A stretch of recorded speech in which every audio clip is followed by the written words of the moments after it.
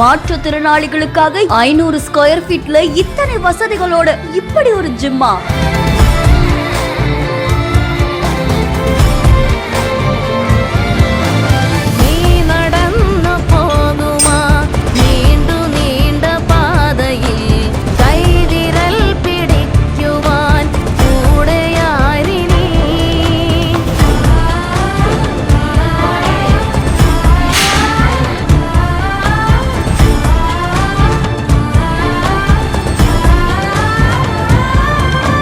மாற்றுத்திறனாளியான எங்களாலையும் முடியும்னு வீரத்தோட திரண்ட பெண்கள். நான் ஒரு மாற்றுத்திறனாளி. நார்மல் ஜிம்ல நான் பிராக்டிஸ் பண்ணும்போது ரொம்ப கஷ்டமா இருக்கும். ஏன்னா நம்ம படிக்கட்டுல ஏறி இறங்கி அப்புறம் தவண்டு தான் வரணும். எல்லாரும் நம்மளையே பார்ப்பாங்க. அந்த மனநிலையோட நம்ம போய் ஒர்க் அவுட் பண்றதுங்கிறது ரொம்ப கடினமான விஷயம். ஸ்ட்ரென்த் இல்லாத இருந்துச்சு. ஆனா இதுல பண்ண எனக்கு ரொம்ப நல்லா இருந்துச்சு. நல்லா ஒர்க் அவுட் பண்ணி நல்லா இருந்துச்சு. ஜிம்ல எல்லா இடத்துலயுமே எங்களுக்கு வசதியா இருக்காது. எங்க போனாலும் எங்களுக்கு வசதியா இருக்கிறதுனால உங்களால பண்ணிட்டு போக முடியுமான்னு அது மாதிரிலாம் கேள்வி கேட்டாங்க. ஏன் எங்களாலேயும் பண்ண முடியும் இல்ல, இங்க படிக்கட்டுலாம் இருக்குது, உங்களுக்குன்னு தனியா யாராவது ஹெல்ப்புக்கு நாங்க விடணும். இந்த ஜிம் வீல் சேர்லயே எல்லா மூமெண்டேஷனும் வீல் சேர்லயே இருக்கிறதுனால ரொம்ப யூஸ்ஃபுல்லா இருக்குது.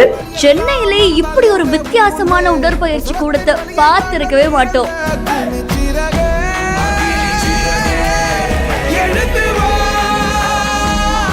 சென்னை நுங்கம்பாக்கத்துல இருக்கக்கூடிய எஸ்பி பாலசுப்ரமணியம் சாலையில நல்லுலக காப்பகம், அதை தொடர்ந்து சென்னை மாநகராட்சி வீடற்ற மாற்றுத்திறனார் பெண்களுக்கான காப்பகத்தை இயக்கிட்டு வராங்க. துணை முதலமைச்சர் உதயநிதி ஸ்டாலின் அவர்களால இந்த காப்பகம் திறந்து வைக்கப்பட்டிருக்கு. அதை தொடர்ந்து பல மாவட்டத்தை சேர்ந்த மாற்றுத்திறனாளிகளுமே வெளி மாநிலத்தை சேர்ந்த மாற்றுத்திறனாளிகளுமே இங்க தங்குறாங்களாமா.